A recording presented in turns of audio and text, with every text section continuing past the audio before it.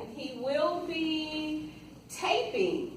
Yes. So if you don't want to be on the camera, if you do not want to be on camera, then maybe you want to shift or whatever you want to do. But we're going to turn it over into the hands of Mr. Hewen. Let's give him a hand.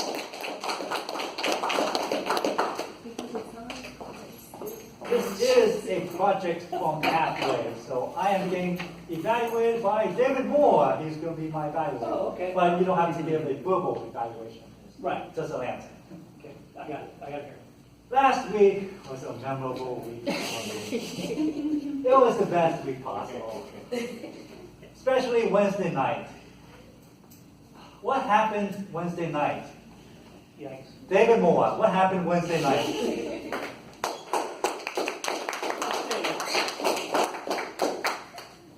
I got to hear the world champion of public speaking. Wow. She gave a tremendous presentation. She actually did her contest-winning speech, and then another speech on top of that, and then took questions from the audience. She's the most down-to-earth, normal world champion I've ever met. Did a wonderful job, and I didn't make it, but I guess they had breakfast the next day, and lunch the next day, and then send-off the next day after that. But that's what happened Wednesday. All right.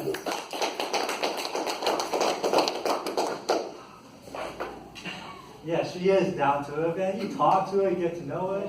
She's really personable. She's not one of those people, oh, I'm the world champion, I'm the greatest. No, you can actually talk to her and talk about personal stuff with her.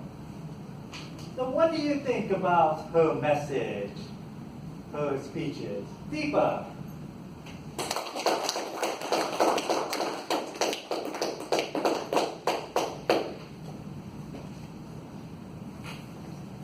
Good evening, fellow Toastmasters, guests are here. Okay, her message, of what I understood is everybody have to work hard, practice more than enough, and very good at the content, and also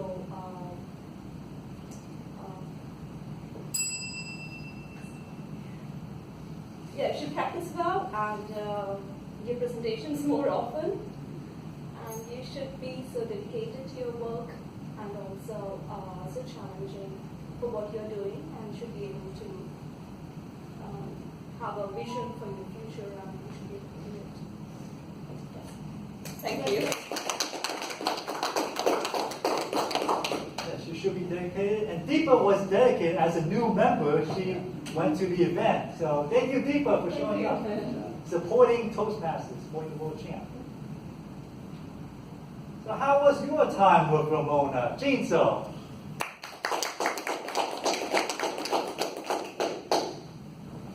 Favorite topic master, my time with Ramona was amazing. Number one, I took a picture with her. And she is as amazing as she looks on the television, or YouTube, rather. I learned a lot from her speech. I learned about how important it is for you to work on whatever it is that you need to work on. You must be persistent. As she gave her stories, it hits home. It's like, well, no matter where you are, no matter what the obstacles are, if you continue to work, you can be successful. And that's the message that I learned from her. Her smile was amazing. And I hope that you'll get a date.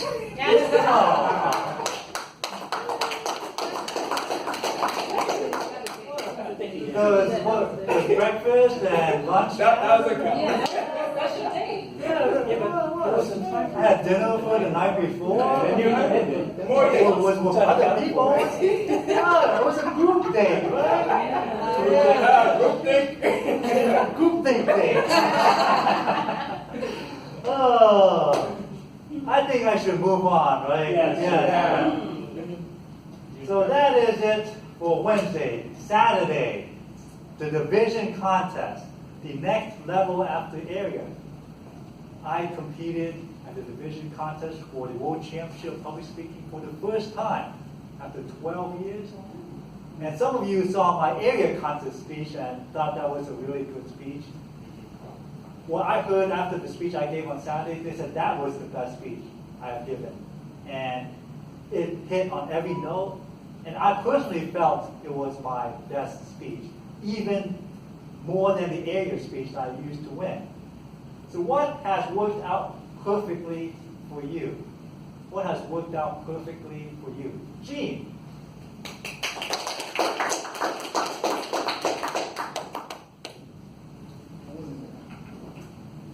What's worked out perfectly for you? Anything in your life?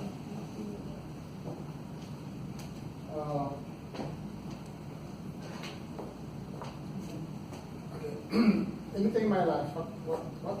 What has worked out perfectly for you? I think it's my consistency. I think we just talk about that. Since I'm coming here in Toastmaster, and I just hear about Deepa about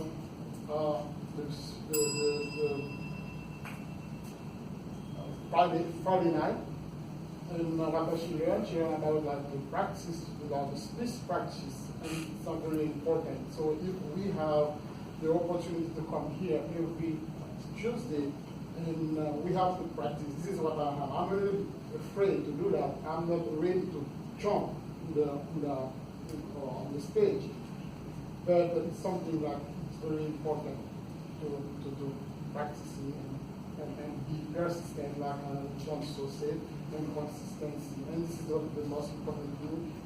Be consistency. Be consistent. Yes. Thank you. Yes, I know public speaking can make you afraid, and that's why I called on you, so you can get over that fear. That helped, right? Thank you. Yes. The best part was I didn't feel nervous at all giving my speech. I felt natural. I felt this was the speech I wanted to give. And like all members, when we first join, we do get nervous. But I felt that I've conquered that fear. And it's a special feeling. So what have you conquered? What have you conquered? Chad.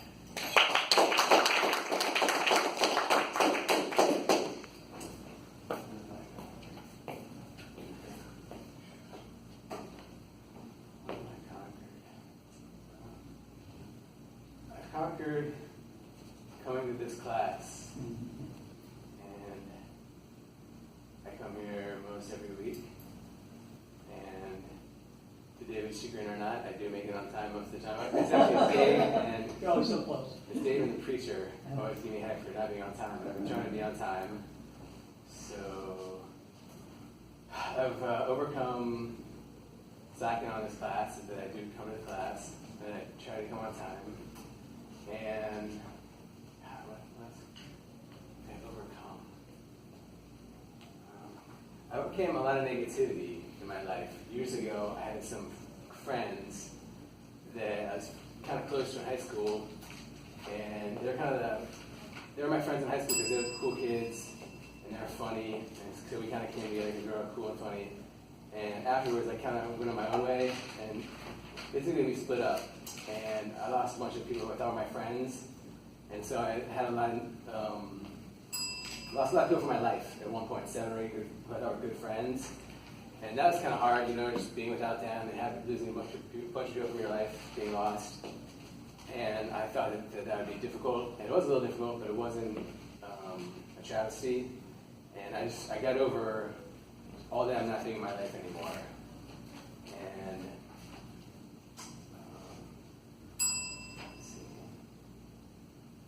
I got over, I don't know, not being happy, I guess. Got over not figuring things out for my life. And this question's kind of tough for me. Pretty good. Doing a lot of stuff. Yeah, pretty good. I got over just things that I try to get over now are like petty feelings that kind of bother me sometimes, like questions or thoughts that I have with small jealousy, small that. And you get a bad vibe on you, and you're like, oh, I don't like that for them. Try and get over feelings like that, and small feelings of negativity. Try and get over feelings like that. Try and feel good all the time. That's what I'm trying to get over. That's good.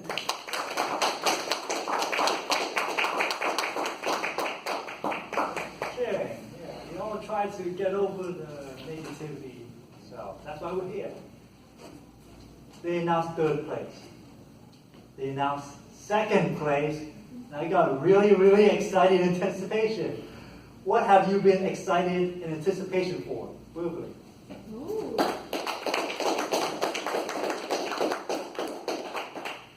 So, I finally completed nursing school last week. Aced my finals, also took my exit. So right now, I just feel just very accomplished that finally this process and this journey of becoming this nurse that I feel like is an assignment over my life is finally happening. And I'm just excited, and I'm just also very blessed for just the journey of having to start over, the journey of having to just conquer my fear, the journey of just really just understanding that it might take time, delays might happen, but I'm able to conquer out every assignment and every dream that is meant for me.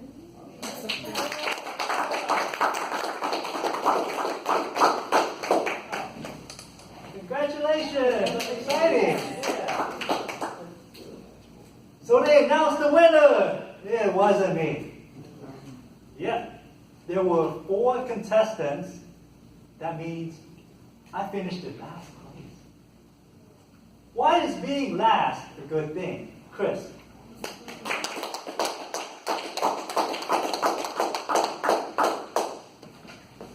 Thanks, you.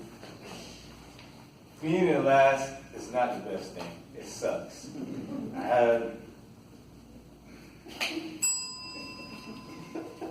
Being in last is great sometimes because being in last, you can actually observe everyone ahead of you, and you can learn from everything. So I used to always remind myself, a loss is not a loss only if I don't learn.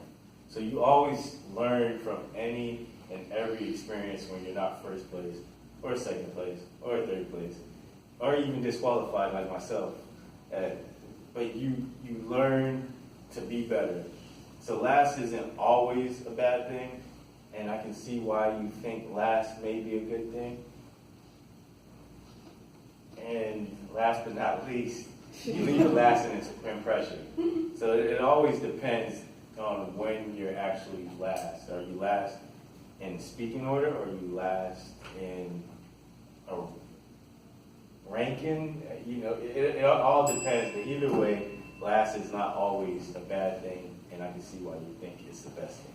Okay.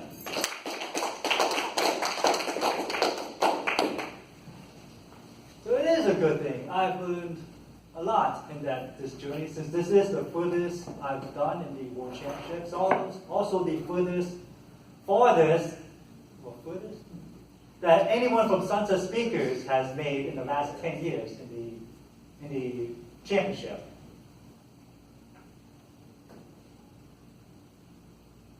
I'm going to say that I'm the 4th place winner in the international speech topics.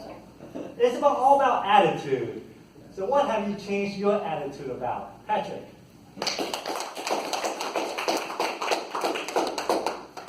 Thank you, Topics Master. What have I changed my attitude about?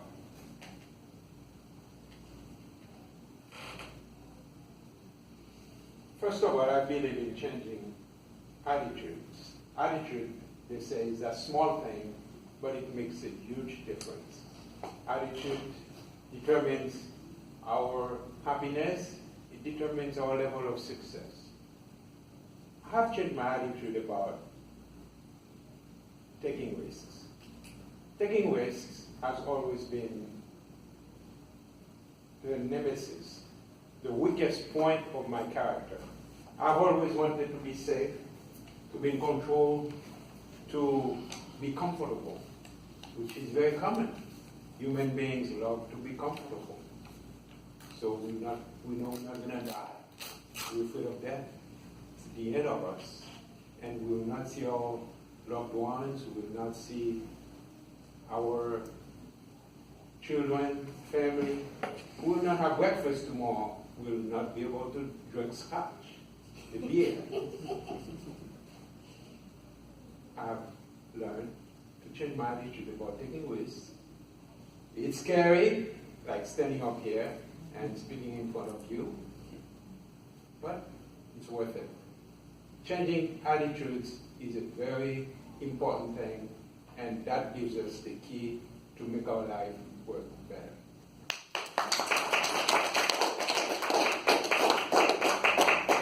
I agree. Taking risks. You should take risks because you never know what it might take. I know I took a risk with this particular speech. I don't know, some of you have heard it, the girl problem speech. That it's more of a humorous speech than a motivational type speech. I know I took the risk. But through the speech, I felt I found the speech I want to give. That if I had one speech to give in front of 2,000 people worldwide on an international stage, that would be the speech that I would give. So what speech would you give in front of 2,000 people on an international audience? Devin.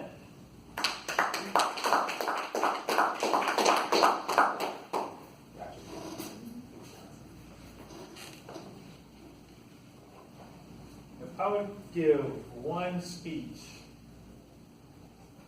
in front of 2,000 people or a room full of 2 people, I think I would choose this speech. It's a speech that I shared with a group of young men, and it was about depression, or just mental health in general. And I felt that it was a powerful speech to give, not because of the content or the theatrics, but it was just authentic. And I shared that speech because I have experienced some parts of my life that I didn't even have the language to even understand what I was experiencing. And I know a lot of people have those same experiences. And to be able to put that now in words, I feel it's powerful to share that now that I have the emotional vocabulary to have that courage and creating thoughts to share that. I feel that it's very powerful for a lot of people to have. So if I could share any speech, it would definitely be a speech on handling your mental health. And if I could give that speech to a room full of 2,000 or 2 people, I would give it with the same vigor.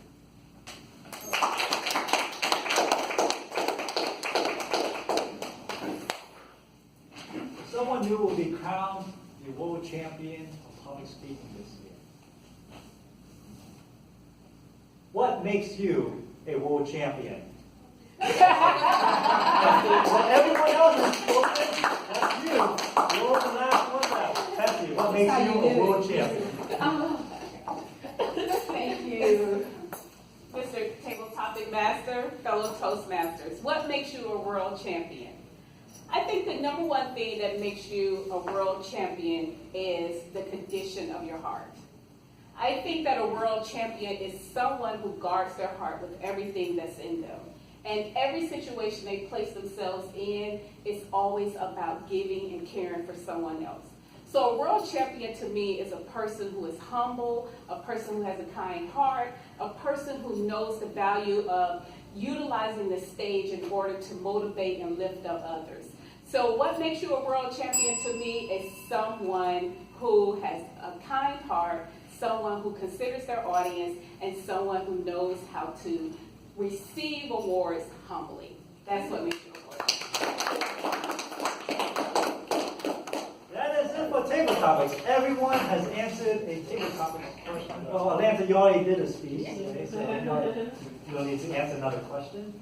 So timer, how were the times on our speakers tonight?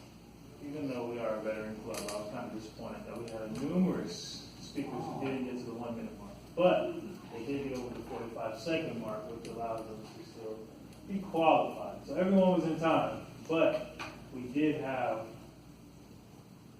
I want to say, only 3 speakers have over the minute time. Oh, wow. We have plenty of time today to speak too. So we could have really went there. But I think it's something to improve on, even though you are able to be voted for, I think at that time, like, push our comfort zone to get to at least that minute.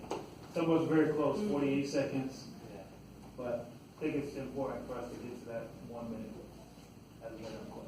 Okay.